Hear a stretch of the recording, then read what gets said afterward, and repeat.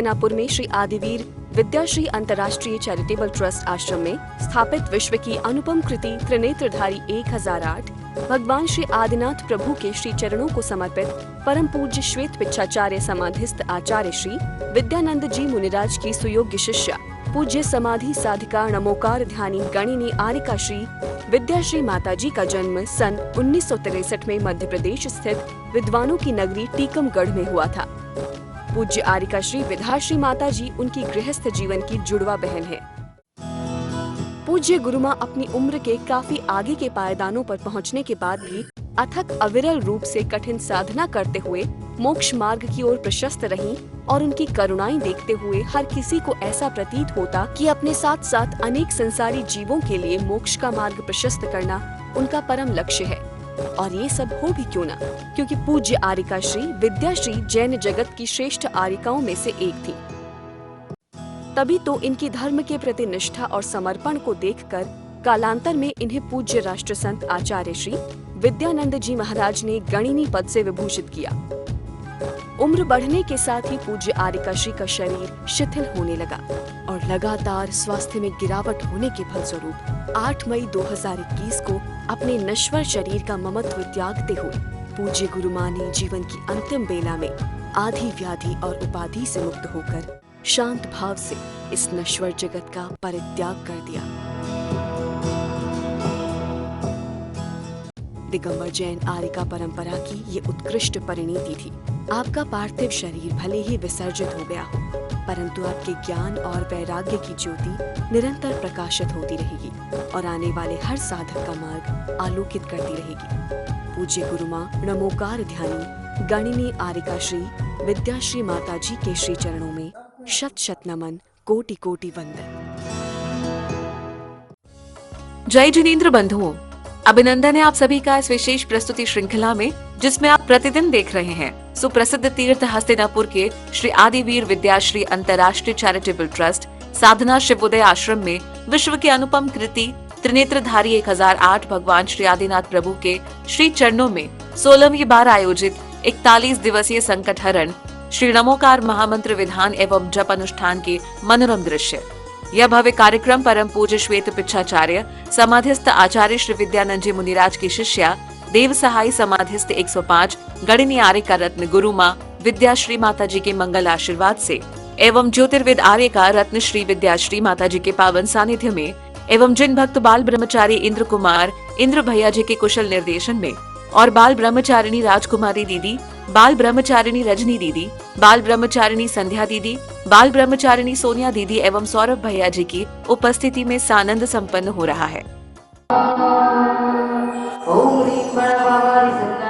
कार्यक्रम का प्रारंभ करते हुए सभी भक्त विश्व की अनुपम कृति 1008 त्रिनेत्रधारी भगवान आदिनाथ के समक्ष पूर्ण भक्ति भाव से श्री जी का अभिषेक किया गया।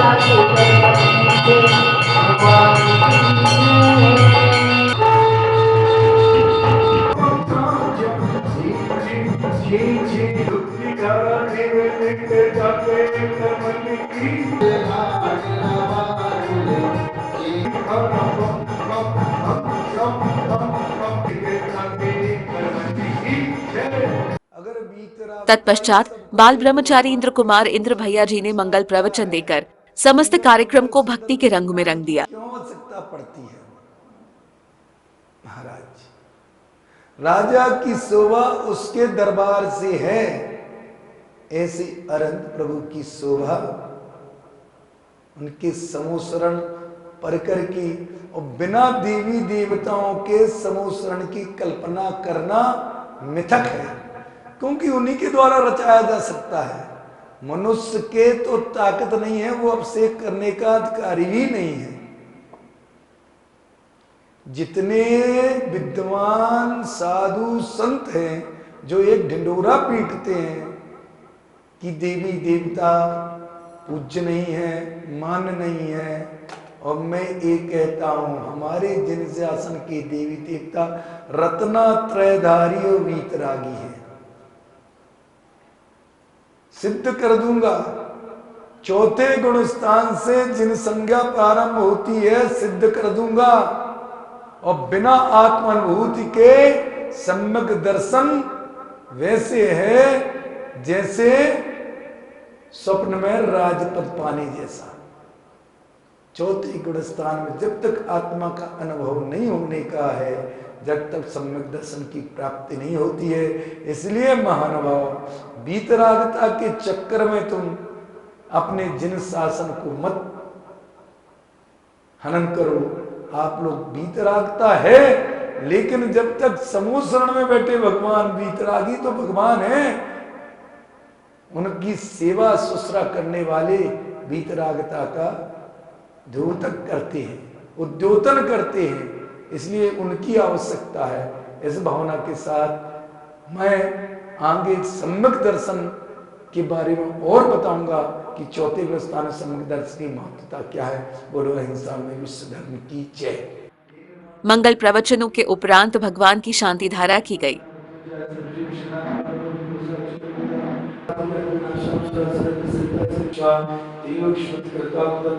तत्पश्चात विधान पूजन आरंभ हुआ और सभी भक्त बड़ी ही तल्लीनता से श्री नमोकार महामंत्र विधान का आनंद ले रहे थे, जिसमें समूचा वातावरण भक्तिमय प्रतीत हो रहा था।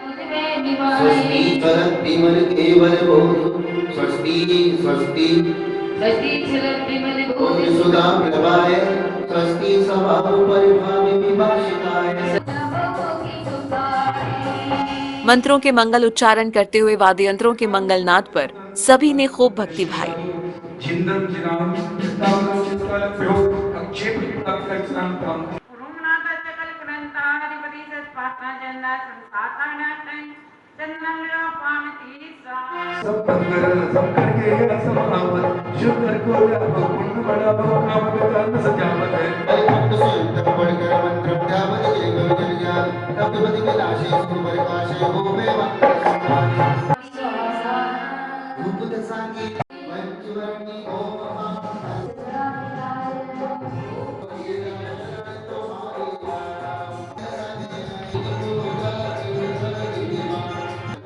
तदुपरांत श्रद्धालु श्रावक श्राविकाओं ने हाथों में जगमगाते दीपक लिए मंगलमय महाआरती की गई।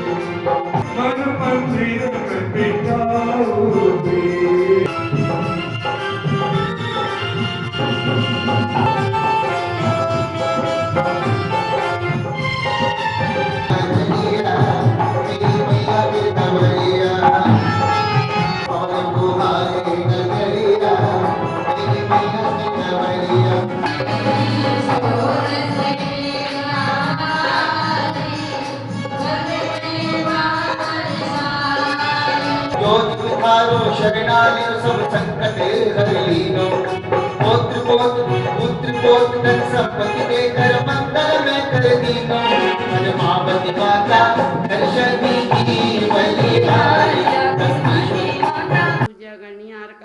पूज्य आर्यका रत्न श्री विद्याश्री माता जी ने अपने मंगल उद्बोधन देकर सभी को कृतार्थ किया। कल अपना प्रश्न चला था कि भगवान आत्मा का ध्यान कैसे करें, उसकी क्या विधि है। तो कहा था कि आववत् चित्त विक्षेपा एकांते तत्व संस्थिते अभ्यस्तवि योगेन योगी तत्व निजात्मना। आववत् चित्त विक्षेपा, सबसे पहले अपने मन से राग और द्वेष को दूर करो, क्योंकि जब तक राग देश रहेगा तो कसायों में मंदता नहीं आएगी, और कसायों में मंदता नहीं आएगी तो ध्यान के योग जो क्षमता है, क्षमा है और योग्यता है, वह तुम्हें प्रकट नहीं होगी। और ध्यान नहीं होगा तो आत्मा का ज्ञान नहीं होगा। आत्मा का ज्ञान के लिए ध्यान जरूरी है। तो कहते हैं फिर वह योगी एकांत में जाकर तत्वों का चिंतन करता है, जीवादि 7 तत्वों का चिंतन करता है एकांत में जाकर कि मैं जीव द्रव्य हूँ, चेतना हमारा स्वभाव है, जानना और देखना, ज्ञाता और दृष्टा हमारा स्वभाव है। व्यवहार से देखा जाए तो 4 प्राण से जीव को 4 प्राणों से आयु, श्वासोश्वास और 10 प्राण तो हैं मैया, 4 प्राणों से चेतन परिणामों जो द्रव्य संग्रह में आया है, ऐसा कि चेतना वास्तव में 4 प्राणों से और 10 प्राणों से जीव व्यवहार से जीता है, लेकिन चेतना उसका मुख्य लक्षण है। जब तक क्योंकि चेतना के बिना जीव कहा नहीं जा सकता है, और जिसमें चेतना नहीं है ऐसे पुद्गल, धर्म, धर्माकाश और काल, ये 6 द्रव्य में से 5 द्रव्य अजीब हैं। और फिर कहा कि आश्रव, कहते जैसे नाव में छिद्र हो जाने से पानी आने लगता है और पानी आने लगता है, ऐसे ही शुभ और अशुभ भावों से, शुभ और अशुभ परिणामों से चेतन के जो शुभ और अशुभ परिणाम हैं, उन परिणामों के द्वारा कर्मों का आश्रव होता है। और वह आश्रव 2 प्रकार का होता है, एक भावाश्रव और एक द्रव्याश्रव। तो कहते भावों के निमित्त से जो परिणामों में कर्मों का बंध होता है, और जो ज्ञानावरणादि भावाश्रव के निमित्त से ज्ञानावरणादि पुद्गल कर्मान वर्गणाएं कर्म रूप जो परिणमित होती हैं उसे द्रव्याश्रव कहते हैं। तो कहते हैं कि वह मिथ्यात्, अवृत्ति, प्रमाद, कसाय और योग। पन मिथ्यात् योग 15 द्वादश अविरत जानो, पंचर 20 कसाय मिले 57 जानो। कहते ऐसे 57 प्रकार का भावाश्रव है। मिथ्यात् से कहते विपरीत सत्यों का श्रद्धान कर लिया, जीव को जीव ना मानकर। कहते हैं अब इनमें शुभाश्रव और अशुभाश्रव, इसको हम बाद में लेंगे कि कैसे मिथ्यात् का करता है। तो कहते हैं कि शुभाश्रव अशुभाश्रव, कहते ये शुभाश्रव अशुभाश्रव ये पुण्य के आश्रव के भी कारण है और बंध के भी कारण है। तो शुभ को, पुण्य को और पाप को, दोनों को आश्रव और बंध का कारण कह दिया। तो कहते हैं आगे अपन दूसरी गाथा में कह के आए हैं कि भगवान संसारी आत्मा संसार से मुक्त कैसे हो सकता है। तो उसमें कहा था सुद्रव्य, सुक्षेत्र, सुकाल और सुभाव।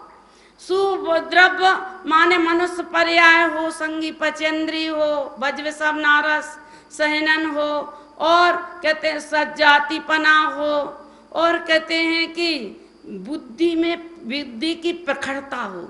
क्षेत्र में कहते हैं कि 5 भरत, 5 ऐरावत और 5 विदे, इन 15 कर्म भूमियों में से कोई भूमि हो। क्षेत्र काल में कहते हैं चौथा काल, भरत और ऐरावत में चौथा काल हो, और कहते हैं भव्यत निकट भव्यता हो। तो द्रव्य क्षेत्र काल और भाव कहते छपक श्रेणी के योग, सम्यक दर्शन और सम्यक ज्ञान और सम्यक चारित्र में उत्कृष्ट चारित्र हो। कहते जिन लिंग धारण हो, ये बाह्य निमित्त हैं, और अंतरंग में तो 10 लक्षण धर्म, 12 भावनाओं का चिंतन और 22 परिचय, अनशन आदि 12 प्रकार के तप और शुक्ल ध्यान के योग परिणाम हो, तब वह मुक्ति प्राप्त करता है। फिर आगे कहते हैं कि भैया आपने तो ये कह दिया कि सौ द्रव्य, सौ क्षेत्र, सुकाल और सुभाव हो गया। अब कहते हैं कि तो व्रत करने से क्या फायदा, व्रत करने से तो शुभाश्रव होता है, तो व्रत करना व्यर्थ है।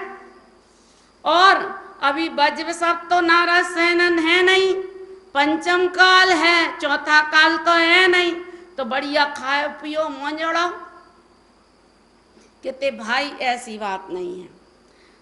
पाप कहते हैं कि हिंसा, झूठ, चोरी, कुशील और परिग्रह, ये अशुभ परिणामों से नरक गति का बंध होता है।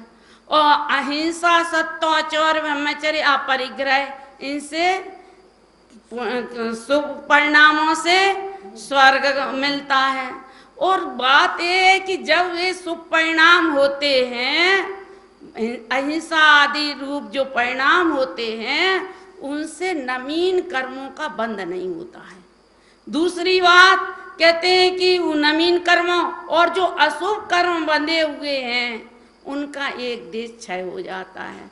और जो शुभ परिणाम, जो व्रत के पालन करने रूप जो अनुराग है, उससे पुण्य बंध हुआ, उससे स्वर्ग होता है, उससे उत्तम गति की प्राप्ति होती है।